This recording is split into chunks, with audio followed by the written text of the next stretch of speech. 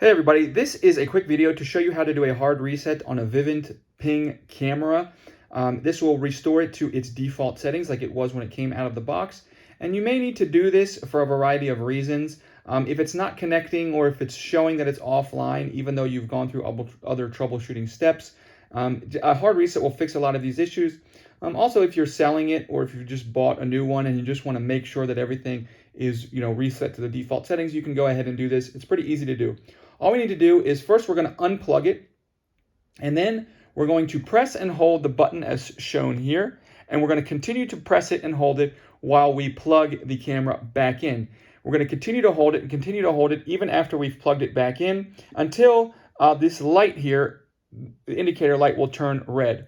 Once it turns red, we can let go of the button and allow it to complete its reset process, and then it can be reconnected and repaired with any devices that you wish.